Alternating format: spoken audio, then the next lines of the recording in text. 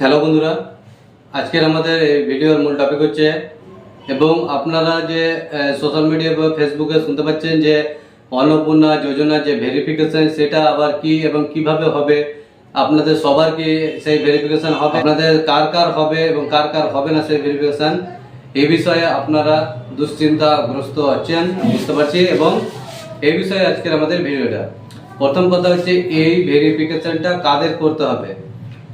এই ভেরিফিকেশনটা শুধুমাত্র যেসব delete voter, shifted voter, duplicate voter, double voter, হ্যাঁ, এসব ডেড ভোটার যারা মারা গেছে এসব ভোটারদেরকে আপনাদেরকে ভেরিফিকেশনটা করতে হবে। এই ভেরিফিকেশনটা কিভাবে হবে, কোথায় হবে? এই ভেরিফিকেশনটা আপনারা নিজেরা কখনোই করতে পারবেন না, মোবাইল থেকেও করতে পারবেন না বা কোনো সাইবার ক্যাফে থেকেও করতে পারবেন না। আপনাদেরকে আপনাদের নিজস্ব যে বিএলও আছে, স্থানীয় বিএলও আছে, সেই বিএলও আপনাদেরকে ডাকবে। সেই বিএলওর মাধ্যমে অঞ্চলের মারফতে আপনাদের এই কাজটা সম্পন্ন হবে। বিএলওরা আপনাদেরকে নিজেদের ডকুমেন্টসগুলো নিয়ে ডাকবে এবং তারাই আপনাদের ভেরিফিকেশনটা করে দেবে। আপনারা নিজেরা করতে পারবেন না, তাই অযথা ছুটাছুটি করার কোনো দরকার নেই। এবং এই যে চারিদিকে ভাইরাল একটা ওয়েবসাইট, সেটা ভুয়ো। এখন পর্যন্ত সরকারি নোটিশে কোনো ওয়েবসাইটের কথা উল্লেখ নেই। আপনারা যে www.any24p.in এই যে ওয়েবসাইটটা দেখতে পাচ্ছেন, এটা একদম ভুয়ো। এটা একমাত্র শুধুমাত্র ছিল 24p অর্থাৎ 24 পরগনা বোঝায়, কিন্তু এখন পর্যন্ত সরকার থেকে কোনো ওয়েবসাইট লঞ্চ করেনি। আর সরকারি ওয়েবসাইটে gov.in কথাটা লেখা থাকে শেষে। তাই আপনারা এইসব ভুয়ো খবরে পা দেবেন না। এই লিঙ্কে হয়তো আপনারা ক্লিক করে আপনাদের প্রাইভেট তথ্য ফাঁস হতে পারে।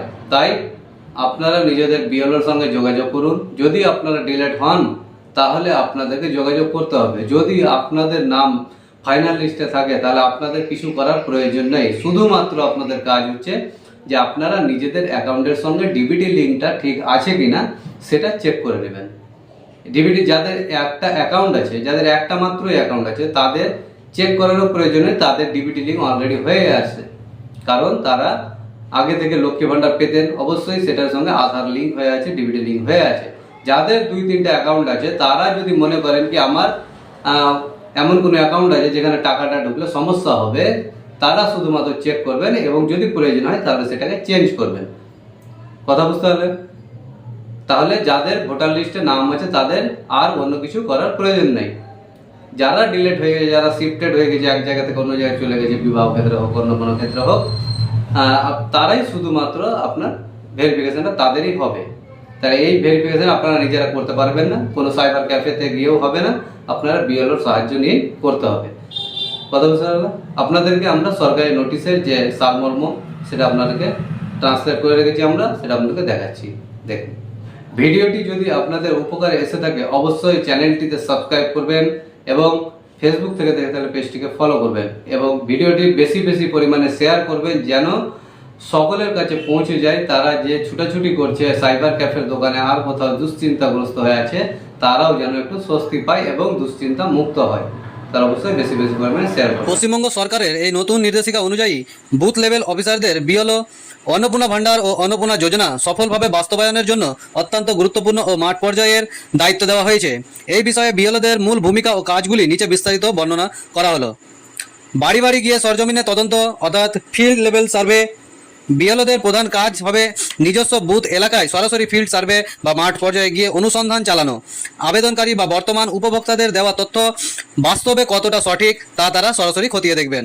ডেটাবেস শুদ্ধিকরণ ও যাচাইকরণ। তালিকায় থাকা নামগুলো পুঙ্খানুপুঙ্খ যাচাই করে বিএলওরা ভুয়ো বা অযোগ্য এবং নাম দুবার থাকা উপভোক্তাদের চিহ্নিত করতে সাহায্য করবেন। মৃত ও স্থানান্তরিত উপভোক্তা চিহ্নিতকরণ।